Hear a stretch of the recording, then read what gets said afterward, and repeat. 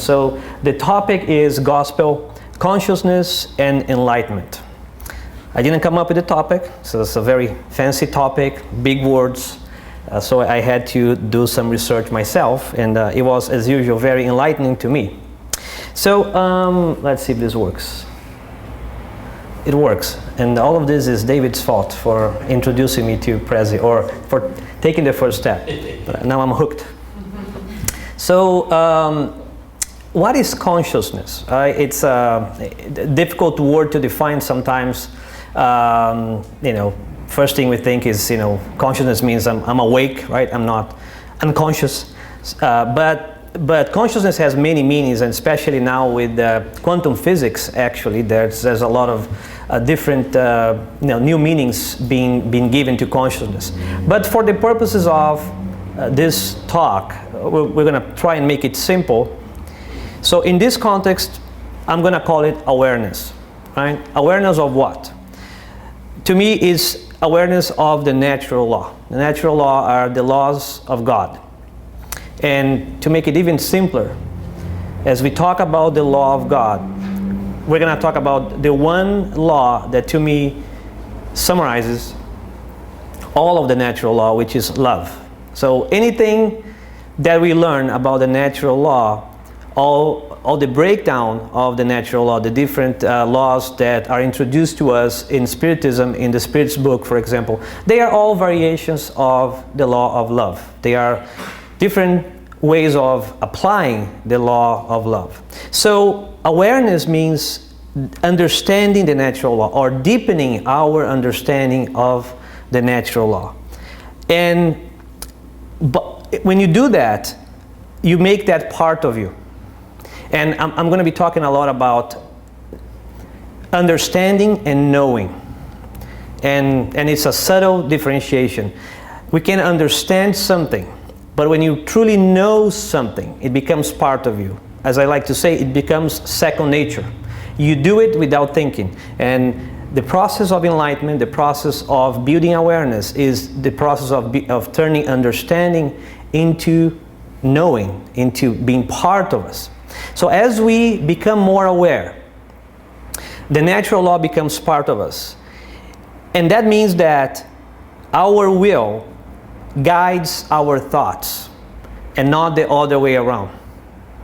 We still do a lot of things out of instinct, let's put it this way. We react more than act.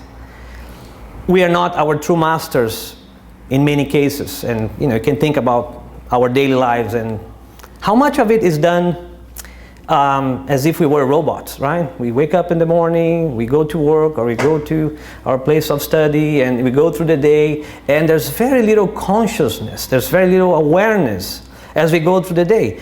How many times do we really guide our actions? How many times do we really say, this is really what I want to think, this is how I want to react in this situation, and you have that command, and you really drive the outcome of that situation? It's not very common, at least not for me. I mean, I have to constantly be reminding myself that, oh, this is not how I wanted to react. Oh, I just overreacted in this case. Oh, that's not what I meant to say, right? I hope those words sound familiar. And lucky are those of us who actually can catch ourselves in thought first and say, oops, that's not what I want to go, and I want to, react slightly differently. This process of guiding our thoughts, guiding our actions, guiding our feelings, and not be guided by them unless you want to. And the only circumstance where you want to be guided by your thoughts and feelings is when you have reached that stage where you've become what you wanted to become. Now you feel that you can trust your instincts, you can trust your will, because you've understood the natural law, and you're even proud of yourself when you are in a situation where you become the voice of reason. It's very rare, again, but I cherish those very rare moments in life when I say, I'm glad I kept my mouth shut. I'm glad I was the one trying to diffuse the problem. I'm glad I was the one who could lend my ear, my shoulder, right, to someone who was in need to talk, and I was not the one talking, I was the one listening. So those are signs that we are becoming aware, that we are becoming enlightened. So the process of enlightenment really is the process of moving from unawareness or darkness, but I don't like that word darkness, so I'm not going to use that word except for now. So moving forward, when I talk about where we come from, I'm going to say we were unaware. We are all born unaware. And as we move, you know, through our incarnations, as we progress, right, we move towards consciousness, full consciousness, and we move towards full light.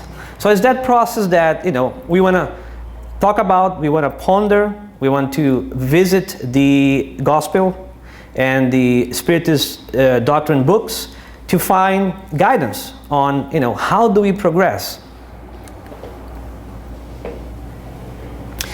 So what we learn is, as we gain awareness, as we progress, we become gradually responsible as we understand the natural law. So God, in all of His, you know, infinite fairness and justice, we learn that we are held responsible, or let's put it this way, the degree of our infractions, right, is in proportion to how much we know. The spirits are very clear. Something bad is always something bad. There's no excuse. When we do something negative, you know, we cannot sugarcoat it. But again, the degree of culpability, if that's a good word, maybe not, is in proportion to how much we know. So every time we infringe upon the natural law, which means we take an action, there is a reaction. And again, the degree of that reaction will be proportional to our level of awareness. And in the Spirit's book, part 3, Moral Laws, question 637, again, I think this kind of summarizes this point really well. So circumstances give good and evil a relative seriousness. So it's all circumstantial, depends on how much we know. People frequently commit wrongs that are nonetheless reprehensible, right? So there's no excuse. Even if the result from the social position in which society has placed them. Sometimes we find excuses. Oh, I had to do it, you know. So sometimes life puts us in certain situations where we are quote unquote forced to do things because everybody else does, because, you know, I'm forced to do because I lead a group, because I'm in the army, because whatever the reason is. And nevertheless, that's still a wrong. It's still reprehensible. But their responsibility depends on the means they have for comprehending good and evil. And that's a fundamental concept here.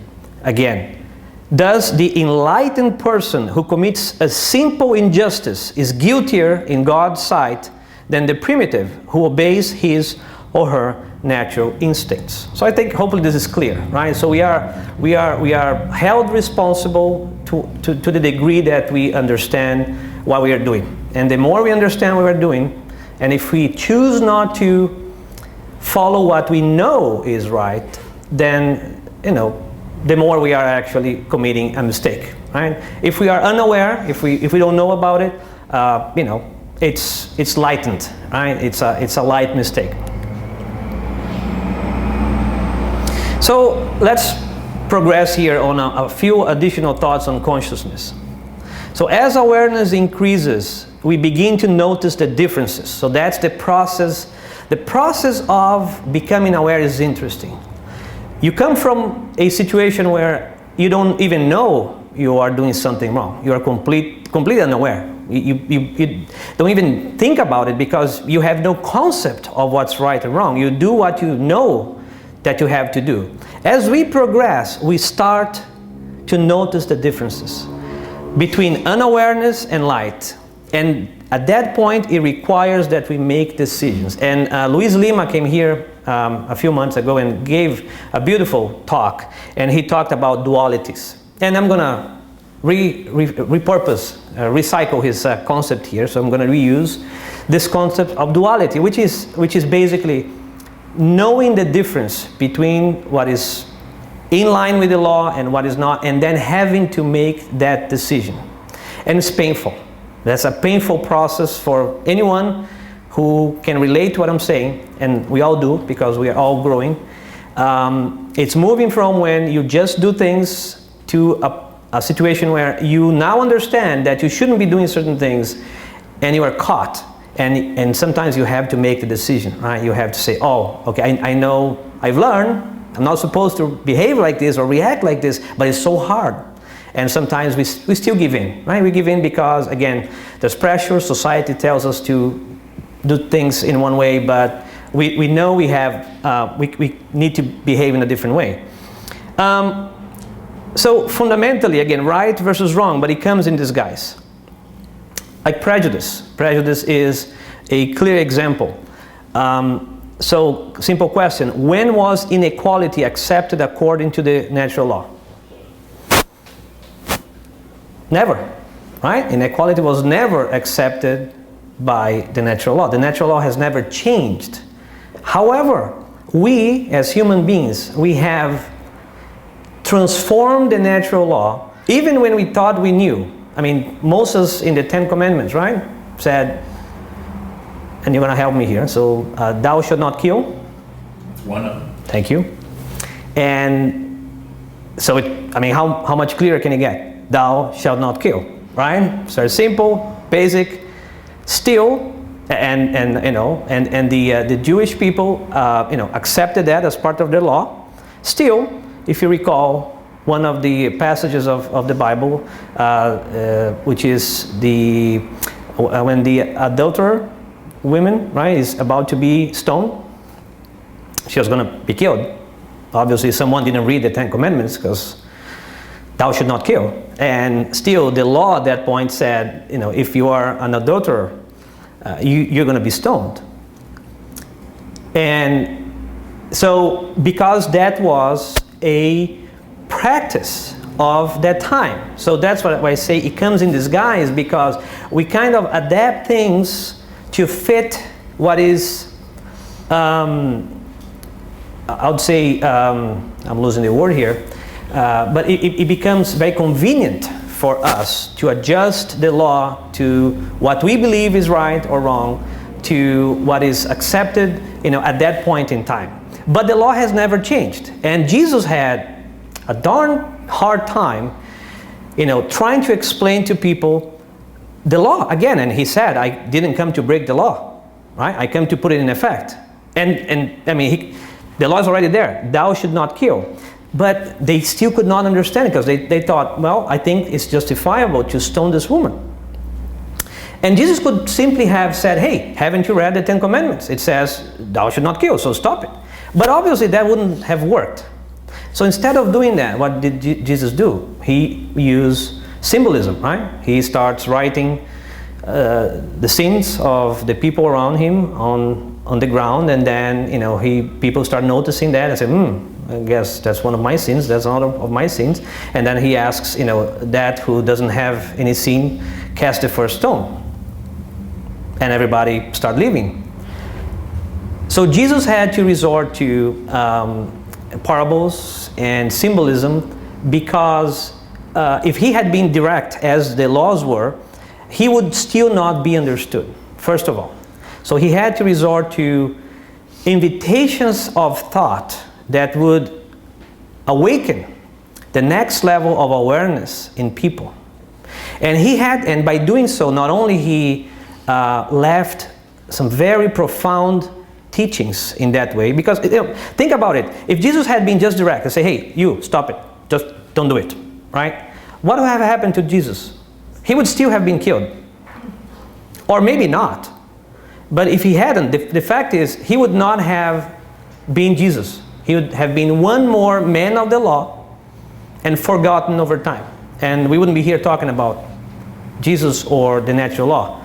The fact is, he was so developed, he was so enlightened, that he knew that by leaving those symbols, those parables, he would be inviting generation after generation, to examine the essence of what he was trying to say, which was very complex. Up to this day, we're still trying to understand what he meant through his actions, not through his words, because his actions spoke so much louder than his words. And every time we examine one of the passages, like the one that Terry brought to us, of the unjust servant, they bring so much meaning to them. If you stop to think what is behind them, we learn, because we start to, quote unquote, connect the dots. But that's a process. That is the process of enlightenment. That's why 2,000 years later, we're still talking about those passages, because every time is an aha moment of, oh, that's what it meant. Even though it has been in the law forever, it's been in us forever, but it takes step by step for us to learn. So, as we learn, we stop making mistakes, because it's not that we understand, we learn. It becomes part of us, and we can no longer do it. We can no longer commit the same mistake, not because we are afraid, not because we think God's going to punish us, but because we've finally understood the law, and it clicked, and we become incapable of infringing upon the law again.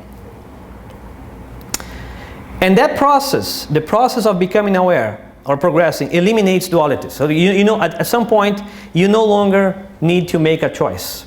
And at some point, you become the source of the truth. We become teachers. We become the ones helping others understand what the natural law, which is the law of love, really means. But there is a catch. Becoming aware takes will, and sometimes this will is passive or active, as we like to say in Spiritism.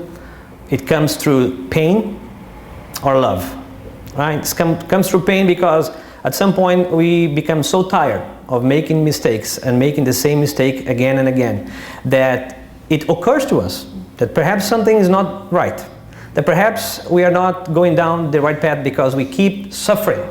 And I think in the message that was read to us this morning, it said that let's simplify life, right? Let's simplify life by surrounding ourselves with friends, because they can help us. And at some point, life becomes so complicated, and the complications come mostly because we are suffering. We are being affected so much by our own actions that we kind of become a little disoriented. At that point, as the message said, friends come to help. Friends here on earth and friends in the spiritual world, of course, our mentors, our guides, but friends in the Spirit Center. That's why we come to the center, right? It's to talk, it's to listen, it's to read, so that we can start getting answers to the questions as to why are things so hard for me. But we don't have to go down the path. We don't need to suffer. We can actively seek, and if you seek, you shall find. And we do find, because as we seek and as we study, as we examine the gospel, as we examine the teachings of Jesus, things start to click, and then we start to make better decisions. Now, Spiritism makes it so much easier, and that's what Spiritism tells us, is that Christ said he was going to send us the Consoler. And we believe that the Spiritism is the Consoler in the sense that it came to make it very easy to understand. Jesus spoke in parables because he had to, because otherwise his message would have been lost a long time ago. His message had to be so profound that generation after generation would study them. Now, Spiritism comes and very clearly explains to us what Jesus meant.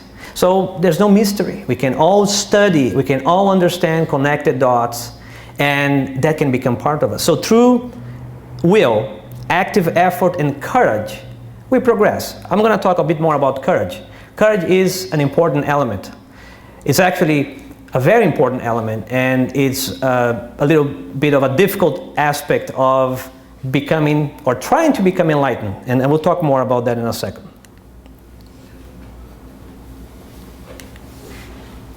So the problem with unawareness, right, is that it affects how we see the world and how we treat people, right? I mean, it's basically our fundamental beliefs. And if our fundamental beliefs are still based upon unaware concepts or elements that still lead us to the wrong choice, that affects tremendously how we interact, how we look at people, how we look at the world. And again, we were all created unaware, so it's natural to be unaware. And as we progress intellectually and morally, we become, not unaware. So, as I said, the big signal here, the big sign that we are progressing is when we start being able to notice the difference and make choices, right?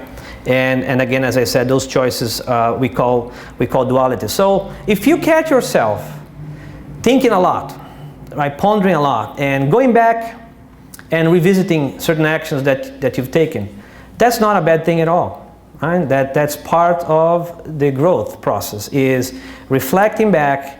And I like to do that a lot. Is you go through a certain episode in life, and you are dissatisfied with how you behaved. I know you guys don't have the problem, but I do. It happens a lot. And then in my mind, I go back and I'm like, damn it. I'm sorry. That's not how I should have responded to that person. And I play a little movie in my head of the ending that I would like that episode to have been. And it's like, when you watch a movie or rent a DVD, you can choose the ending. So, I choose a different ending. I'm like, well, I hope this is how I would have reacted. And it makes me feel good, at least in my head, that, hey, I could have been capable of doing that. I know the answer. I can play it in my head. I know how I could have done it. But my instincts still took the best of me, and it took me the other way. But that process is a very healthy process because it prepares us for the next episode. And if you do that enough times, and if you seek strength, and if you study, again, the next time you do it, probably you won't make the same mistake, because you're going to catch yourself saying, okay, I'm not going to do it again. I remember, I've done it, I know how it ends, and I'm going to choose the other ending. So here's something interesting. Look 300 years back. And 300 years is a long time, but it's not that long. What are we aware now that we were not aware 300 years ago? Right? So think about all the prejudice that we have had in us over the past 300 years. All of those things, has the natural law changed in 300 years? It hasn't. It's the same law. It's been there all along. But it has taken us this long to come to a point where we finally understand. And we understand to the point that we cannot do it. When you understand, you cannot do it anymore. You cannot treat a person differently in a negative way if you truly understand that we are all equal. But reading in the Bible that we are all equal, or even reading in the Spirit's book, and I'm going to show you that we are all equal, doesn't mean we understand that. Understanding is becoming aware, is becoming enlightened, is eliminating the duality, is not having to make a choice anymore, not even thinking about it. And I'm going to talk about that towards the end as well. But think about this now. What are the things we are doing today that 300 years down the road, we're going to look back and say, oh my goodness, I can't believe we were doing that. Hey, we are doing that today, whatever it is. I stop to think about it. I try to fast forward, but again, it's difficult to fast forward because we are not enlightened yet. But probably 300 years down the road, we're going to look back and say, like we are looking at this list again today, there's going to be a list 300 years from now of things we are doing today that we're going to be ashamed of. Today, it's natural. We are doing. Any guesses? I don't know. I'm going to offer a few hypotheses because I don't know for sure. But I have a hint. And having a hint is the beginning of going in the path of enlightenment. The only light I have is this one here on top of me. If you turn it off, it becomes dark again. So, but I want to believe that I'm getting some hints as to where I need to go. And I was thinking about this question. I'm like, killing animals to feed ourselves. I know it's necessary, and probably we don't have any other practical way of feeding the population of Earth at this point. But it does feel to me that there's something wrong with that picture. That just feels to me that we're going to have to do something about it. I don't know about you guys. I know some of you may be vegetarians and you may have reached that enlightenment. I haven't yet myself. I still go to the Brazilian churrascaria and I enjoy it. But I do think about it. I do ask myself, is there something wrong with this picture? And something inside of me tells me that there is something, and I still don't understand it. I can speculate, I can hypothesize, but it's not in me yet. And we'll get there. You cannot rush progress. We can't. There are concepts that we don't understand yet. So it's going to take time. It's going to take another 300 years. 1,000 years, right? For us to get to the level of clarity that we have today, where we look back and say, my goodness, we had, we still have children being slaves, right? In some countries, work. Part of the population on Earth despises that, and we it's repulsive, and we are doing everything we can to stop it, but it's still happening, right? But it's repulsive to us. Again, 300 years down the road, certain things will be as repulsive to us because we're going to look back and say, how could we be doing, how could we have done that? Any other examples? To me, there's so many things with the environment that we do that if we could even see what we do, we would probably start. I would probably sell my car if I really understood how much pollution my V8 big SUV 13 miles a gallon produces. Honestly, if I could connect the dots at that deep level, probably tomorrow I wouldn't be able to drive the car. I wouldn't be able to start it. You see, it's different. It's different when you know you can't do it. You are incapable of doing, because you know so well the connection between what you're doing and the impact it has on life that you are incapable of taking the next step. Today I can because I'm unaware. I'm in blissful ignorance, as I like to say. But probably as you move forward, we stop doing things because we connect the dots and we say, boy, it's so clear now. It's so clear that I'm not going to do it again. So I always like to use this shameful example, but I'm going to use it again because it's on me. The joke is on me. I may have shared that with some of you before, and if some of you came from Brazil, I'm sure you probably relate to what I'm going to say. I'm ashamed of who I was. I'm not ashamed of who I am right now, but I'm ashamed of what I'm going to tell you, but I'm going to tell you. So in Brazil, when I was a teenager and a young adult, we used to go to McDonald's, go to the drive-thru, buy food, a lot of food, eat, and just simply open the door, open the window, roll down the window, and throw everything out on the street. I know probably those of you who came from Brazil never did that, right? Someone is laughing out there, yeah. And I didn't have a second thought about it. I would do it with absolute no guilt or anything. When I came to this country, I saw the light, right? When I came to this country, it became clear. I somehow connected the dots to a point that, I can do it today. And it's not that I don't do it because I'm afraid I'm going to get a fine for littering. I can do it because I finally got it that, it's the street I live in. It's the street I used to go to work. Why would I want the street all littered? It's so much nicer when it's clean. And But at that point in my existence, that was so natural that I would not even think about it. So that's a simple example, but some of us can relate to that. You change so much, and I know it's a simple example. I mean, to change some of the deeper unawareness that we have, it takes a little longer. But that's the process. It's the process of maybe studying, maybe being put together in an environment that allows you to understand. So that's the law of society.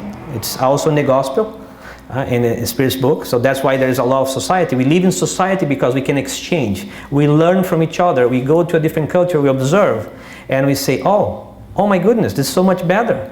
I could be doing this, right? And we teach each other. It's natural. So something to think about. Now, it does take courage.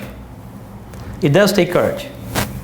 Going back today to Brazil and telling people not to litter is not such a big deal. But at that point in my life, if I would be the one say, hey, don't do this, I would probably become the most unpopular kid amongst my friends, right? If I was the only one who didn't want to litter the streets.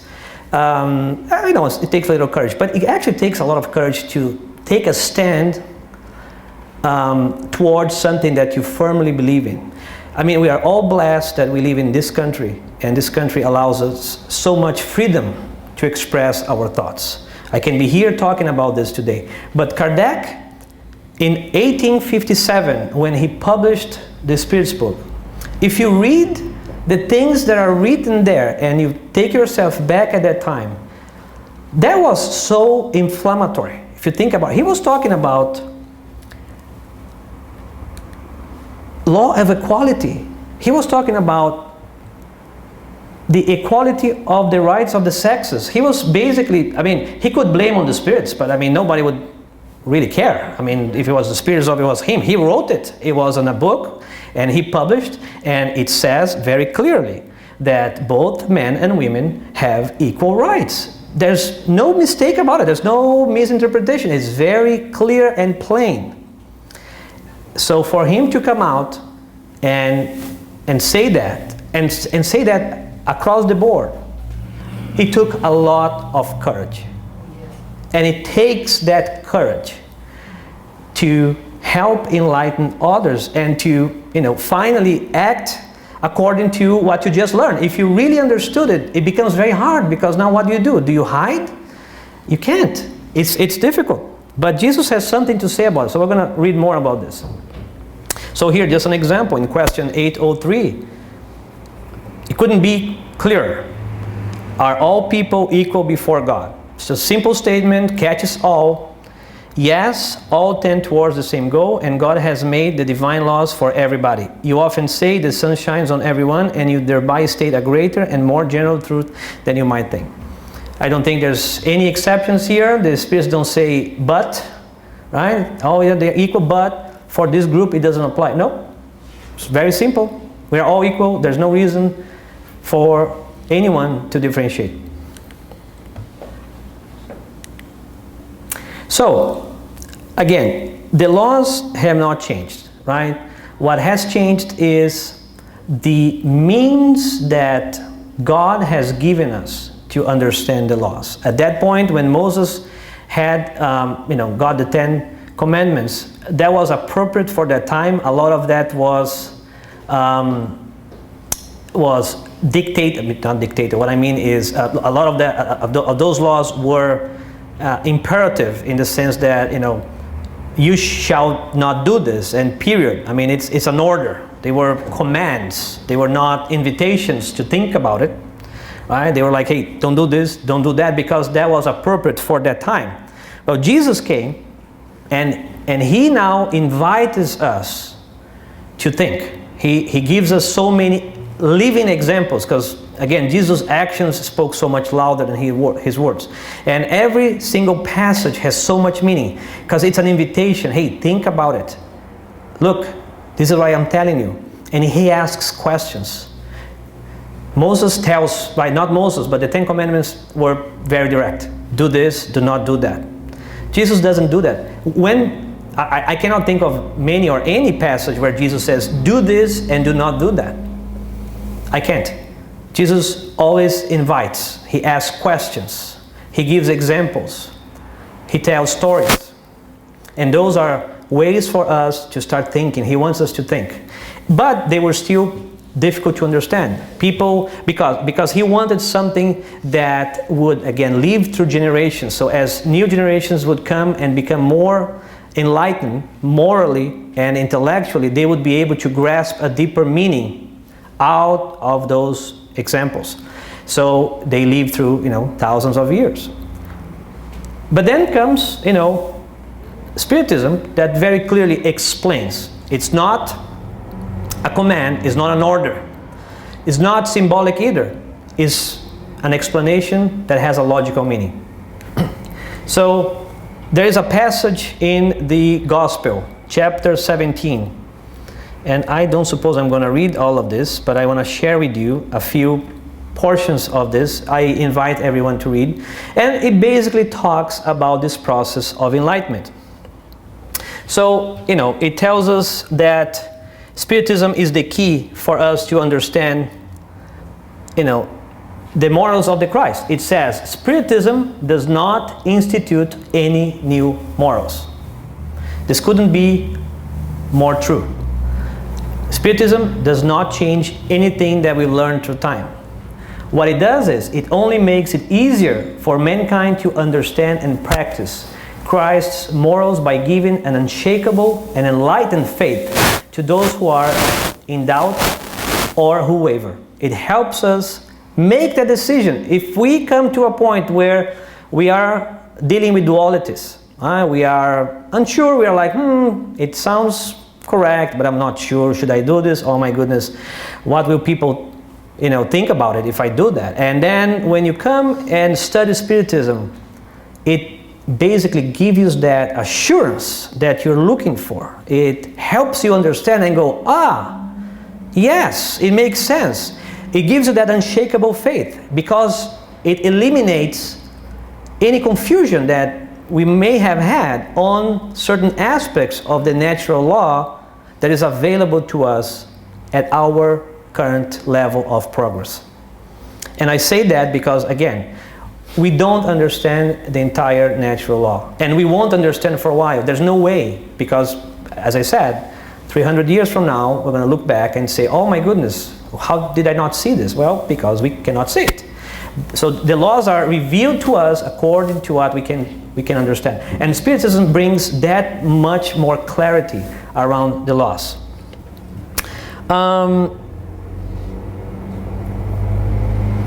It says that, again, we don't need to possess any supernatural, intelligence to understand, because it's available and everyone can understand it, which is true.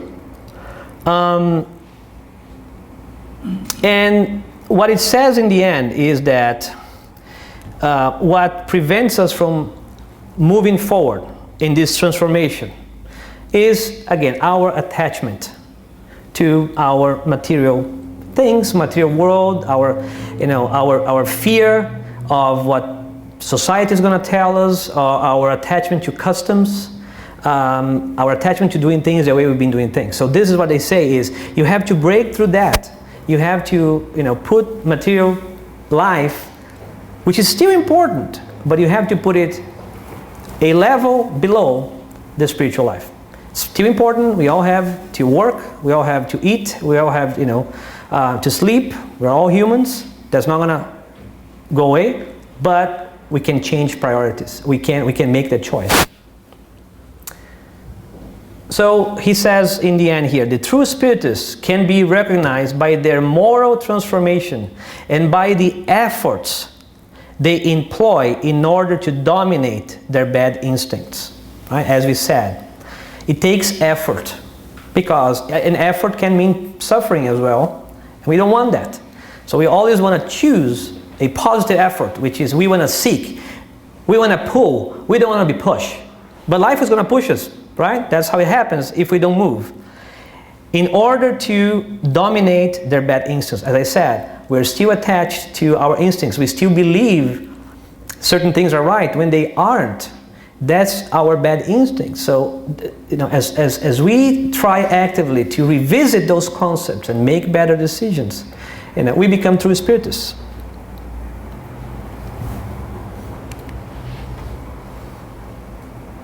So, what does it take to progress, to make progress towards enlightenment? Right? So, I think I made my first point. It takes courage.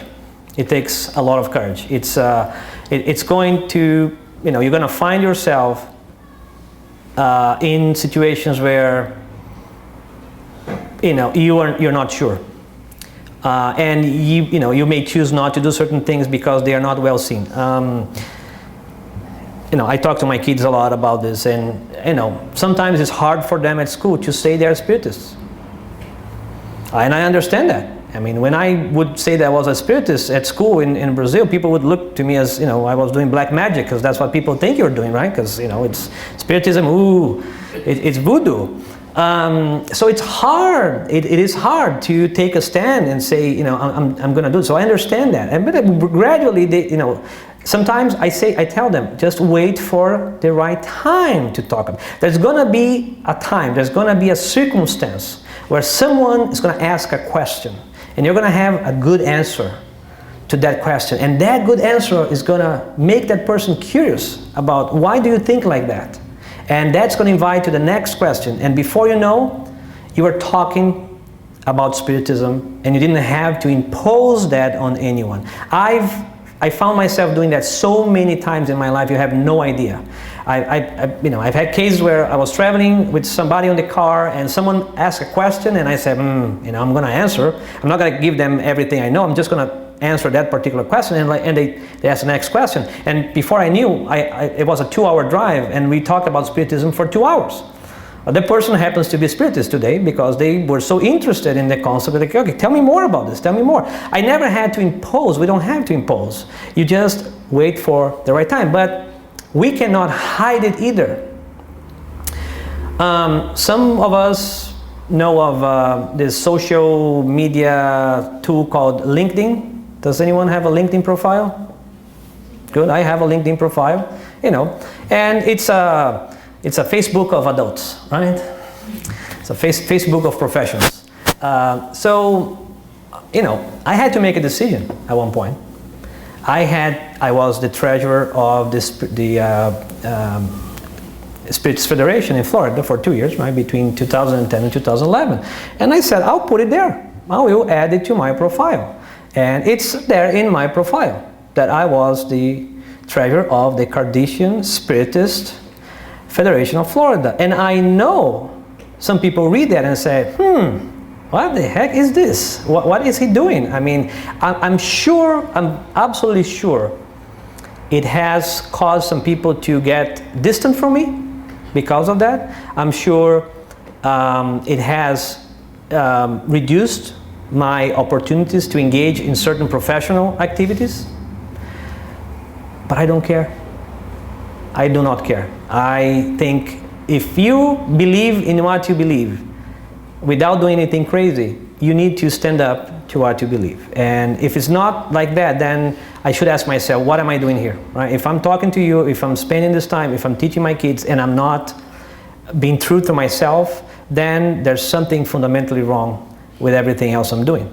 So those are choices we have to make, and it takes a lot of courage. I know many of you who have been in the same situation can relate, because it's every time you say spiritist, you don't get a very positive reaction initially. People are not okay, they move away, they go talk to somebody else. So it's interesting.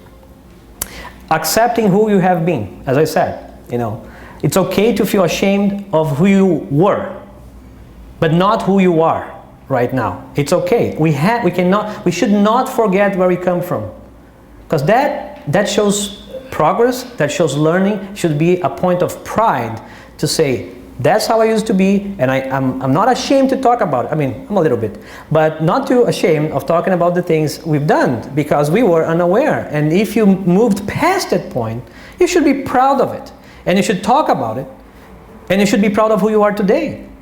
It's okay to be proud of who you were, but don't be, ashamed of who you are, because you are better than you were before. Believe me, that's the law of progress. I can assure you that. You are better than you were before. Even if you don't think you are, believe me, you are. And stop perpetuating unawareness. And that's another interesting aspect. Eliminate the duality. Teach the truth. What you now understand to be in alignment with the natural law. It's the difference between I think and I know. We can and often say in any issue that, well, I think maybe that's what you should do or I should do. It's different than you know what you should do. Say, I know this is how I should do it. I know that's how potentially you should consider doing it. That's eliminating the duality. And here's an idea. Do not teach it to the next generation. Okay, what does it mean? A lot of these dualities and a lot of the unawareness is perpetuated by the process we have in society and even in our houses. My father, my mother, both spiritists, right? I was a spiritist since I was born. But I grew up in a household that still had a lot of prejudice. I learned prejudice at a very early age. It starts at home. We say, oh, they learn on the streets. No. They learn at home. We perpetuate it. So how can we hope that things are going to change if we are not starting with our own homes? So here's an idea. Just do not teach it to the next generation. And you know what happens in 2 generations? They don't even know what that was. I'm proud to say that in my household, there are certain concepts that my kids just don't know. And I don't want them to know. We don't talk about difference in races. We don't talk about, difference in gender. I mean, people are people. And I am proud that they don't understand that problem. I mean, as they grow older, obviously, they will understand because that's the world. But my 7-year-old, he doesn't know anything. He doesn't see the difference in people at all. And I'm proud of that. He's friends with everybody. His friends are actually very diverse people. And I'm proud of that because it shows that I did something right. At least I haven't taught him my own prejudice, which is a big deal for me. And I think that's how things start. Because it's also clear in the gospel, chapter 24, do not hide the light under a bushel. Has anyone read this passage? I'm sure you have. I'm sure. Terry. But basically what it says is, if you have become enlightened, or if you have learned, if you're in the path of enlightenment, do not miss the opportunity to share that with others. And it does take courage. It's in the gospel. It does take courage because it's a decision that you're going to make. It's something you're going to share that probably is not understood by others, and it may even elicit a negative reaction. But Jesus is very, very clear in his passage, and I'm going to just read a little bit, but this is very, very, very beautiful. But in the courage of faith, Jesus says, whosoever therefore shall confess me before men, him will I confess also before my Father which is in heaven. But whosoever shall deny me before men, him will I also deny before my Father which is in heaven. And then he goes, for whosoever shall be ashamed of me and my words, of him shall the Son of Man be ashamed, when he shall become in his own glory and in his Father's and of the holy angels.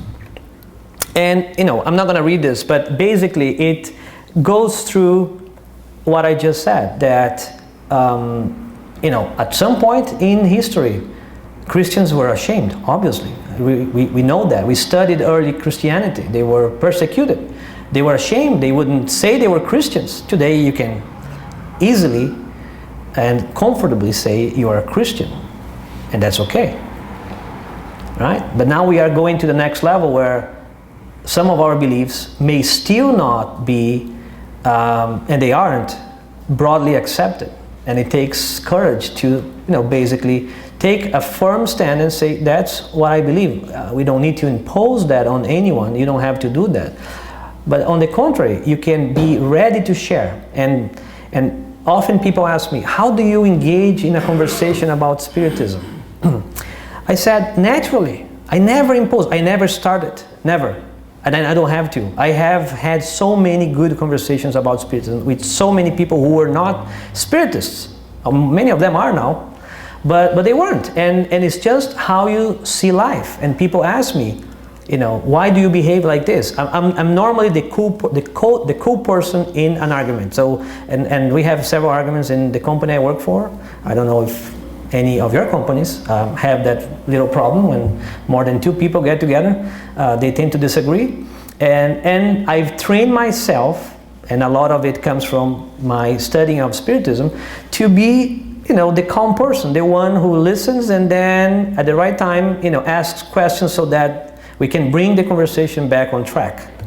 And people sometimes come to me and say, how do you do that? Why do you do that? And that's an opportunity for me to engage with them and talk about, that's how I see life. And, from there you go. So, with that, and I know we are over time, I invite you to become the light. Thank you.